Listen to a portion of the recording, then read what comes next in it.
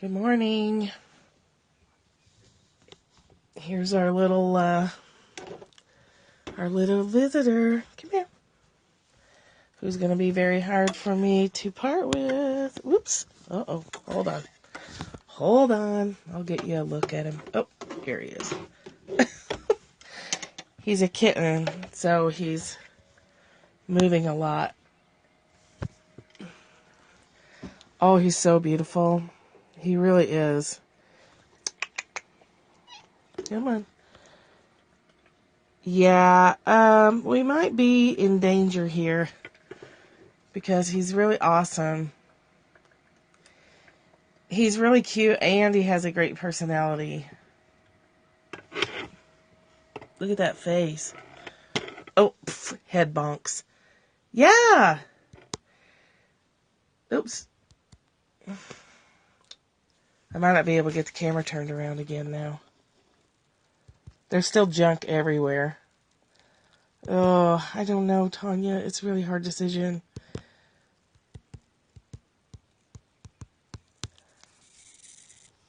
It's a really hard decision. Here he is. We have a lot of decorating to do in here, obviously. This is a 1959 Chippewa vintage camper. So it's pretty cool, but it also has a lot of decorating needing to be done. Thanks, me too. I like having space outside the house because I think it will help me keep better boundaries. I've been overgiving of my time lately, and so I end up with that feeling that I'm working 24 hours a day, and then I get really, really, really exhausted. And that leads me to burnout, and I don't want to go there because I've done that too many times. See, look at him. Look at that face. Even worse, when I was out here with him last night, he got in my lap and wanted to be held, and then he fell asleep on my lap. What am I going to do? I have 2 places for him to go already, potentially. One for sure. One will let me know on Monday. I got to tell you, the temptation to keeping myself is really strong. I wonder if he would get along with Ginger and they could live out here in the office until we finish the cabin, and then they could live in the cabin/office art studio. That wouldn't be horrible, would it? I'm just going to hide him. He's small. Yeah, if he and Ginger could get along. Yeah, that's what I was thinking too, Tanya. He is kind of, he is on a list of, it would not be hard to find this one a home. It would not. I mean, I've already got 2 people, so, but I do have this Ginger Rose problem where all the other cats want to kill her. So, anyone watching the replay can just probably skip the first 10 minutes of this scope as we're just discussing cat issues.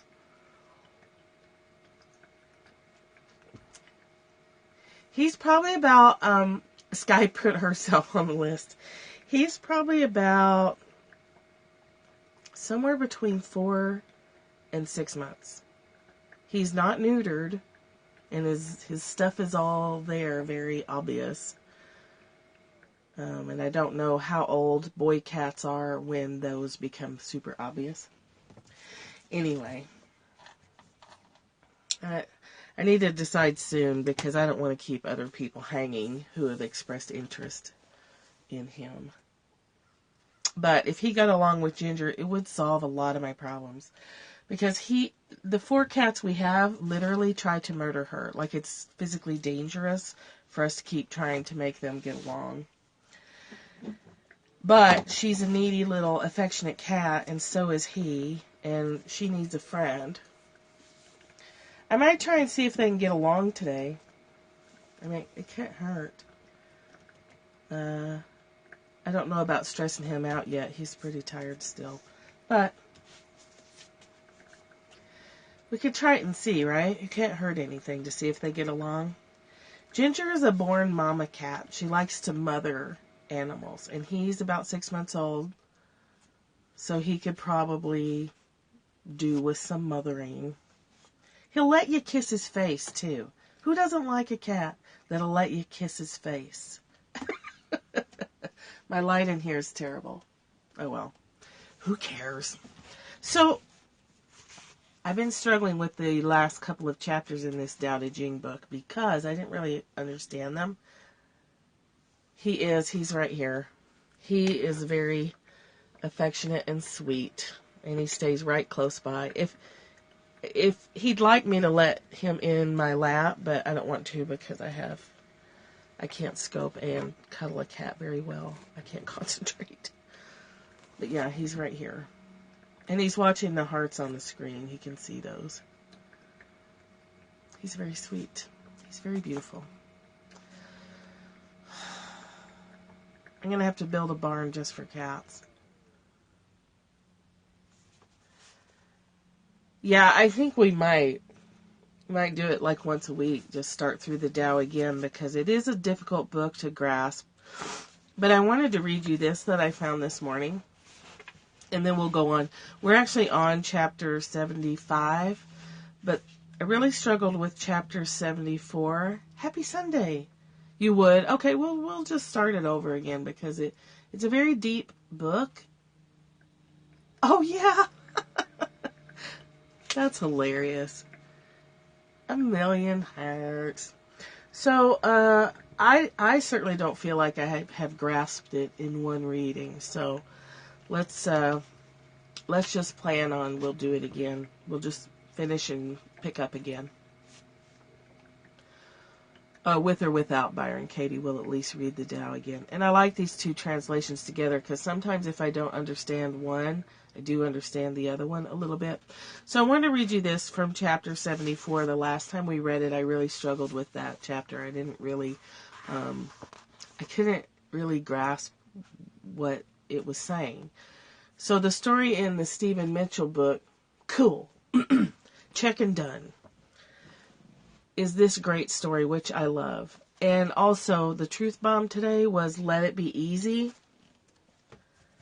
Let it be easy. Okay, can we just let it be easy? Can I just tell you that my truth bomb when it comes to making cat decisions is let it be as complicated and convoluted and absolutely as difficult as possible. That's my truth bomb when it comes to animals. Let's complicate the shit out of it. And get confused and not know which way to turn, okay? So it doesn't surprise me at all that I pulled this morning as a message to, can you just shut up and let it be easy? That's when I got the idea about office cats. Okay, anyway, whatever you're struggling with, can you just take a breath? Take a deep breath and let it be easy, for crying out loud. Just once. Just once. Take it easy. Talking to myself, of course. Anyway, then I found this note from last time's chapter. You're welcome. Breathe in the cat. Breathe out the cat. Breathe in the cat. Oh my gosh, it's so cold in here. So you guys will know this story, but it's always a good one to read, right? It just lets us know that we don't know anything.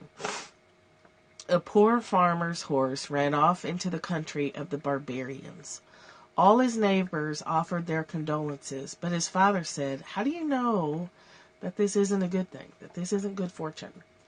After a few months, the horse returned with a barbarian horse of excellent stock.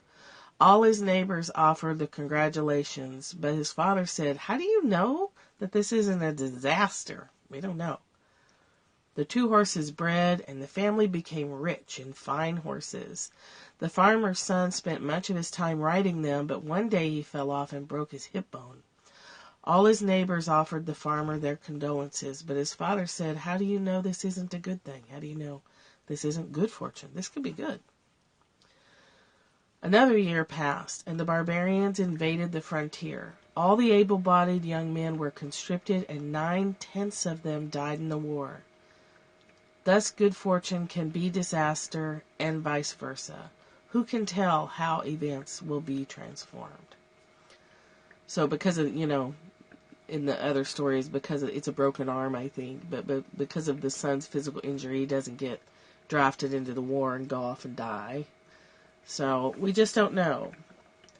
We just don't know that finding a cat isn't good fortune. You lost your job when you had your baby. We just don't know, right? We just can't see with our limited. Yes, me too. I chose poverty over work when my child was small and really, really struggled a lot. But I wouldn't change the time with her. And I had support, obviously, doing that. But I wouldn't change the time with her for anything. Anything at all. That's not to say that daycare is bad. You have to make your own decisions. But I am grateful that I got to spend. Cry! We cry here all the time. Just ask. Just ask anyone. We are a bunch of criers here. Oh my. Nope. If you want to stay home with your kid, then, and you needed to go do food stamps to do it for a while, help yourself. Yes. Yeah. Sometimes I'll just sit here and cry for you while the camera's rolling. Am I following you? Let me see. Yes, I am. Okay. Oops. Hold on, guys. I can't get back to the... Whoops, where's the screen go? There it is. Alrighty then. So let's read 75. Ting, ting. We cry over sauerkraut, which, by the way, that batch of sauerkraut ruined because it was so watery and fermented so fast that all the water bubbled out of it and it molded before I noticed that it had run out of water. So all our sauerkraut tears, it's okay. It'll go in the compost pile and then it will go in the garden. So it will be fine. Yeah. Yes, it just carried all our tears and ate them up and turned them into compost. Yes. And now I know if the cabbage is really watery, I need to check the water level more often. So lesson learned, and it will go in the garden. All our tears will fertilize our garden next year. So let's start with this one as we always do. Today's chapter 75, and it's called Greed. Yes. People are starving. The rich gobble taxes. That's why people are starving. People rebel. The rich oppress them, and that's why people rebel. People hold life cheap. The rich make it too costly. That's why people hold it cheap. But those who don't live for the sake of living are worth more than the wealth seekers. So her notes say, how many hundreds of years ago was this book written? And yet still this chapter must be written in the present tense. Because we still have those income inequality issues. Are you coming over? No, he's just checking stuff out. Are you coming over? All right. Let me read Stephen Mitchell's. Okay. All right. You little monster. Come on. He smells. Come on. He smells like a lost dirty cat. But he's grooming himself, so that's good. So 75 in the Stephen Mitchell version says, when taxes are too high, people go hungry.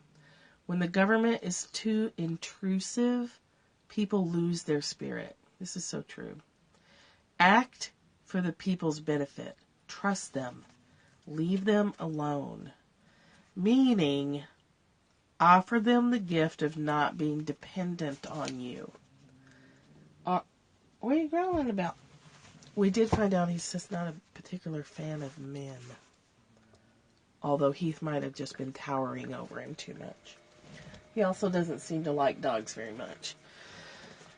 So, the chapters today are offer people the gift of not being dependent on you. If a society is dependent on the structure, when the taxes go up, people don't know how to feed themselves. Like people don't remember that in the 40s, even in the 50s, even housewives were still growing a large amount of vegetables for the family in their backyards. The Victory Gardens from the 40s, and before that, people were growing all their food. You couldn't go to the grocery store and buy buy a head of lettuce. If you wanted lettuce, then you grew it yourself. So when people become dependent, hi Ben, when they become dependent and forget how to feed themselves, and the taxes go up or the supply lines dry up, people don't know how to grow plants. Me too. It's one of my favorites. And Heath and I understand how to grow plants. We're just not very good at it. And right now, if we had to feed ourselves, we would starve to death because our gardening skills are kind of pathetic. But a government and this works in your own household too. If you're the person running the structure of the household and you take all the responsibility on yourself and you falter, your family is floundering because they don't know what to do, because you haven't let them have appropriate levels of responsibility for themselves. This works on a team. It works in treatment centers with kids. We used to, when we had a group of boys, we had a few that were really acting out a lot, we would give those particular boys a higher amount of responsibility to the group. And typically they would come right into, I wanted to say right into line, but it wasn't a military thing, but right into working toward their own good rather than tearing themselves and everybody else down around them. People need to know what it's like to take care of themselves, to have that self-esteem, to have that confidence. Oh gosh, how frustrating. The notification and lack of notification thing is a super frustrating piece for scopers and people who watch them. You give people a gift by teaching them independence. That doesn't mean you don't take care of them. You can still take care of them. But like, kids need to know how to do their laundry. Now, whether they do their laundry or not is, up to the mom and how much she feels like doing. But they need to know how to do it. A problem with my last job, sex assault response teams, in areas, this is happening nationwide, you get a coordinator and a team leader in there, but if that team leader doesn't build structures that can be independent, then when the team leader leaves, the system falls apart. You can't build a team and base the team's functioning on one person. You can't build a society and base all that societal function on one system, one government system. So that, you know what I'm saying? It's like redundancies. You've got to build in redundancies. You've got to build in backups for your backups. And you give people strength by helping them learn how to take care of themselves. If they're dependent on you, they're weak. I believe that's my understanding of this chapter, is what they're trying to say. Act for the people's benefit. Trust them to take care of themselves and leave them alone. Don't you think it's time to do your laundry? You stink. How do you expect to get a girlfriend when you smell like that?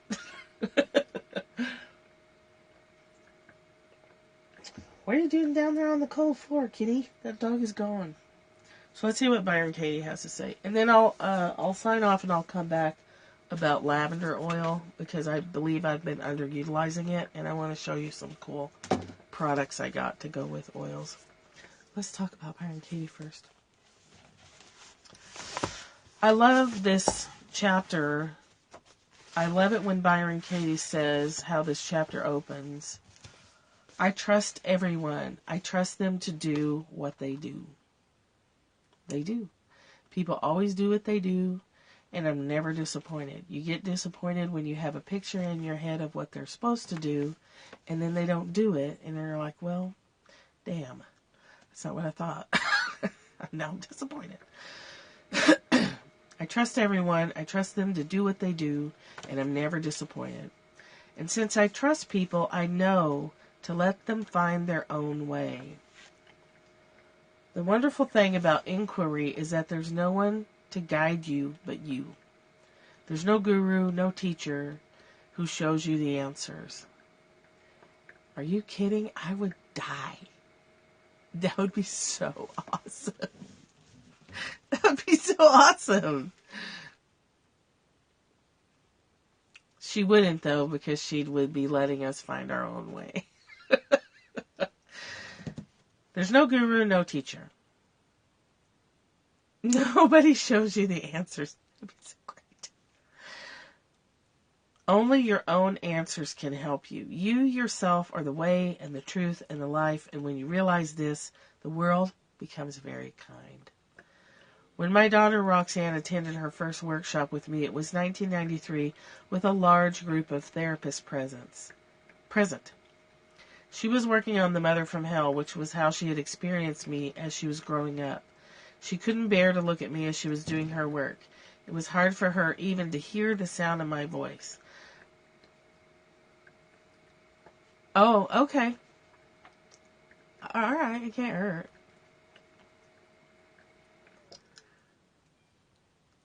My first thought in my head was like, but what if I'm doing it wrong? Like, what if I've completely misunderstood and I'm saying it all wrong? Who cares? It still works. I was the root of her problem, she thought, and I was also her salvation. She had to ask the monster for help, which made her furious. At a certain moment, she became very passionate and got right in my face and said I should have mothered her differently. I said, that's not my job, mother yourself. You be the mother you always wanted. Later, she told me it was the greatest gift. It turned out to be her freedom. I know the privilege of mothering myself. Happy Sunday, Julia. It's hopeless to see it as anyone else's job. Here's what I've told all my children. You have the perfect mother.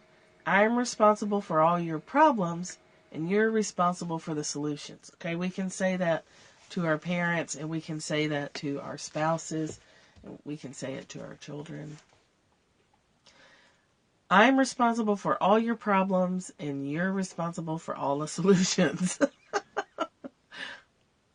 Ultimately, there is only you. You are your own suffering. You are your own happiness. What you give is what you receive, and I love that. I'm always receiving for myself what I give to others. Sacrifice is not a word that holds any meaning for me, since in my experience, giving something away can't mean giving it up, because there is no separation. When I give to you, I'm giving to me. There's no separation between us. So you can't give something away. If you are really living the concept that everything is one, you can't give it away, because you're just, you're only shifting your awareness of the object or the time or whatever it is. Yesterday, a young woman spent 5 minutes telling me how beautiful and kind and wise I am. Her face was flushed with the joy of telling me. She was in love with her story of Byron Katie. Good morning, people who are popping in. As I listened, looking into her eyes, I didn't need to say, turn it around, because that was automatically happening in me. Everything she said about me, I was seeing in her, since I can only be her reflected image. Through her thoughts, I was seeing who she was. It was her own nature she was describing. If she had told me the sad story that I've heard so many times, I'm lost, I'm miserable, nothing makes sense, I'm not good enough, life is unfair, how could he do that to me? I would have sat without any sadness or concern, since I know that on the deepest level, everyone realizes that it's all untrue.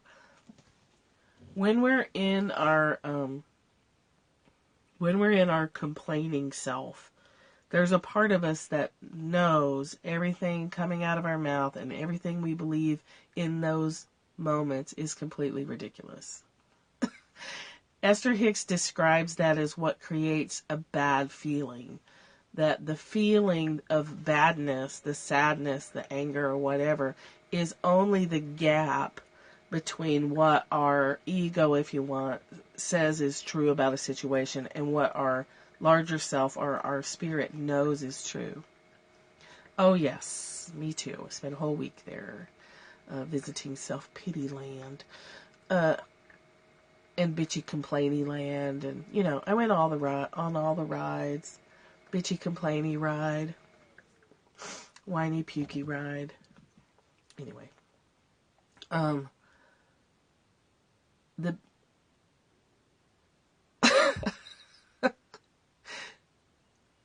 yeah. So she was saying that your soul always knows that that's garbage and it won't join you there. And while you're swimming around and blaming everybody else for your problems, which we all go through, and it's okay, the gap between the truth and what you think is the truth is where the bad feeling lives. And the only way to resolve the bad feeling is to tell yourself the truth that, okay, we're just having an off day. It's all right. Something just happened and we're kind of in our shock about it. We're going to go through it and we're going to move back into the truth of the real truth, which is everything's okay. And as soon as we get back to everything's okay, we're in alignment with our soul and therefore we feel good again. And that's all the bad feelings are. What are you doing, kitty? So we know that it's not true. We know that. We know we're not victims. There's parts of us that never forget that.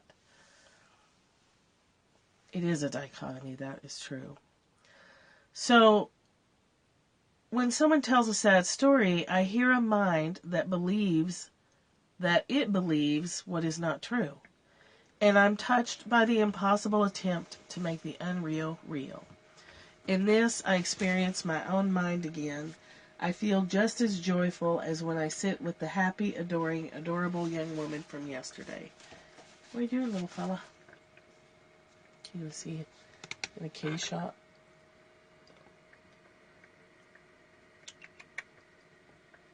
Kitty, kitty. Oh, he's so cute.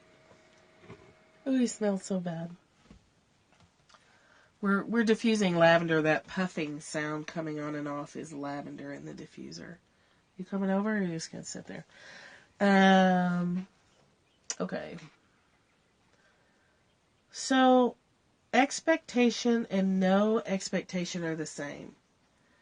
I expect anything to happen, and it does. I expect nothing to happen, and I'm always right. Oh, cool. That's great. Great, great.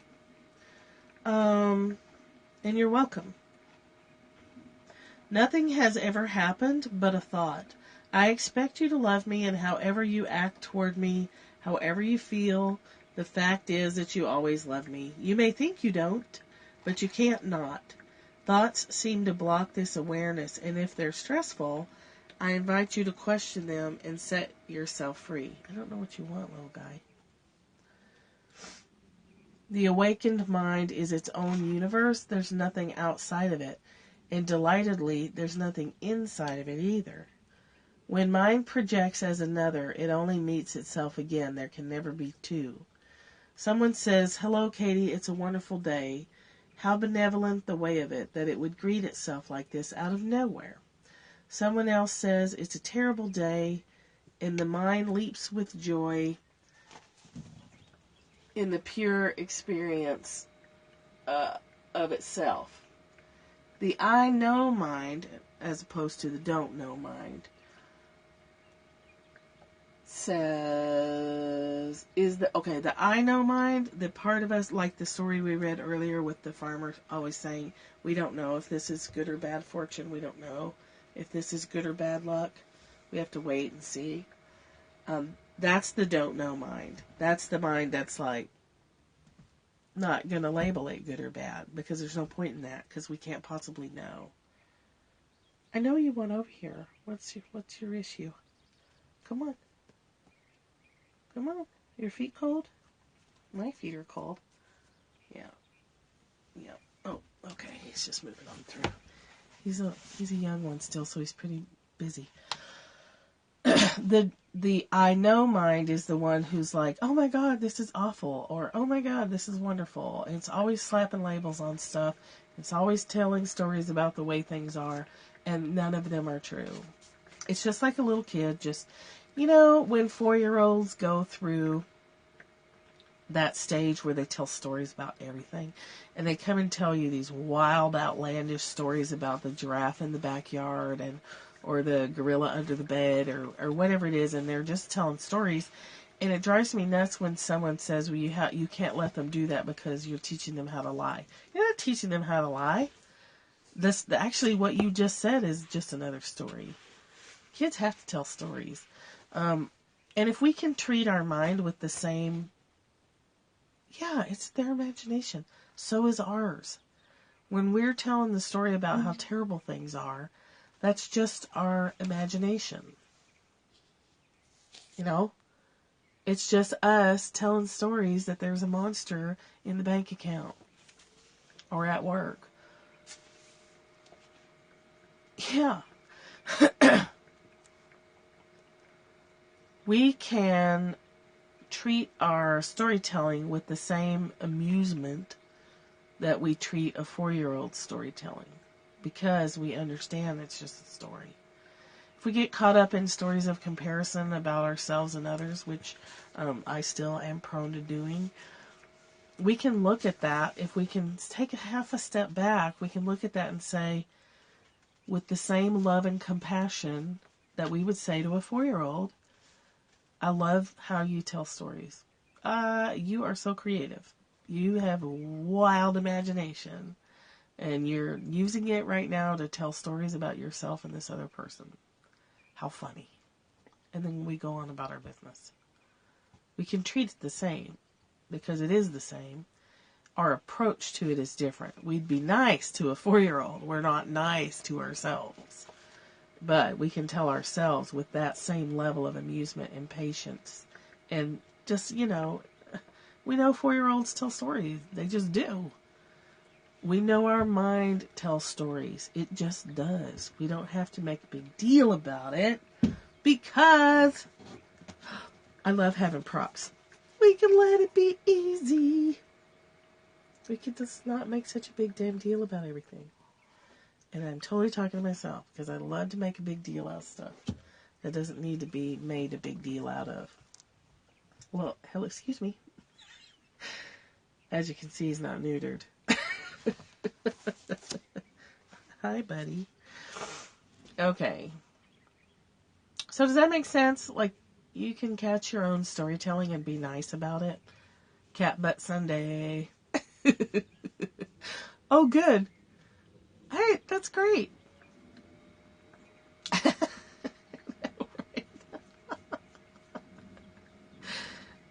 That's your cat ass for the week.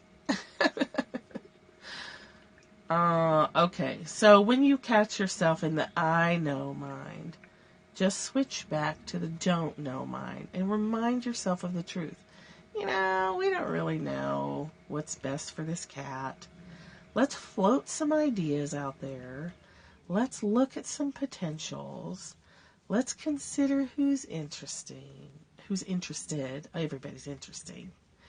And let's just roll with it. We have time. We don't have to decide. I know that I don't know. And it's better if we let life reveal itself to us instead of getting in there, messing around, and trying to hammer out a decision before it's time to make a decision. This is something I'm extremely guilty of. This cat likes for you to rub his face, and then he lays his face in your hand and just puts the full weight of his head in your hand. Ugh! What a charmer. The mind that seems to suffer, the awesome, dear, humorous trickster, will challenge the wisdom and sanity of its balanced self as it continues to wake up. Oh my God, it's so sweet. My Tonka does that too. But ultimately, there's no separation. I don't know, Bernice. I don't know. I'm trying to let it be easy. Which is a foreign land. I'm not familiar with the land of Let It Be Easy. I'm trying to visit that land more often. Every thought makes up the world. Yes, it is unfamiliar territory for me. He is a cute camper camp. Amen. Every thought makes up the world of what it names joy, inclusion, goodness, generosity, and friendship. Ultimately, your mind becomes its own friend. Exactly. Hello, court-desired feeling. It's supposed to be easy. Divine ease. Divine ease. So, okay. So, we are almost done with these.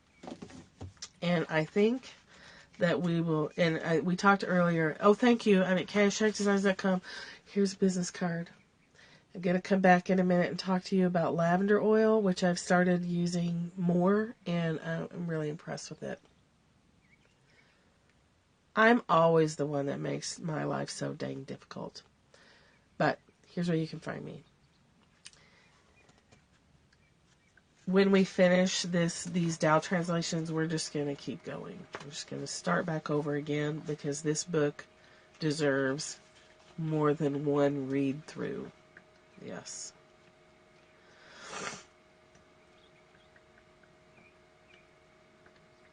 Looks like there's a little story back.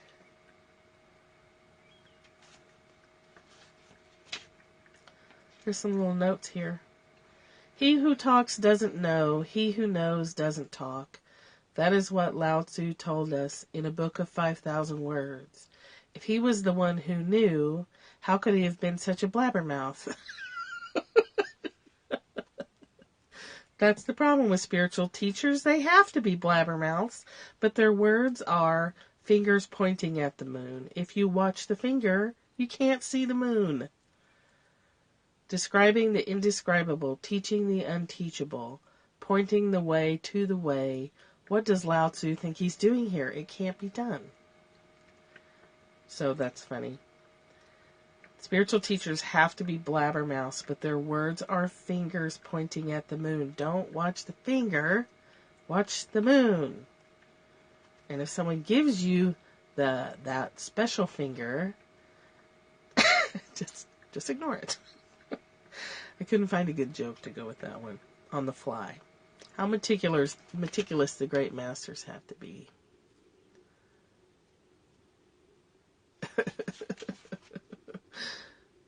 If he was the one who knew, how could he have been such a blabbermouth? I love that. Okay, so I'm going to go get another heater because you bless them. You say, oh, Jesus, what a funny face you're showing to me today that has the middle finger up. Oh, ha, ha. Oh, Jesus, you yuckster, you funny guy. Let's all have a laugh. The face Jesus is showing us today.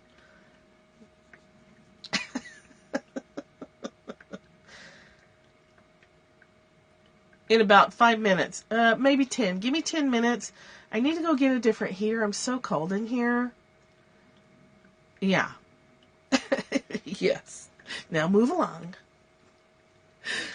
Good job, Jesus. You got me there. Let's have a good laugh and move on. Next. Yeah, okay. I'll be back in about 10 minutes. I want to talk to you about lavender. Well, it depends on the day, Bernice. Sometimes they get the finger back. Sometimes they get a blessing.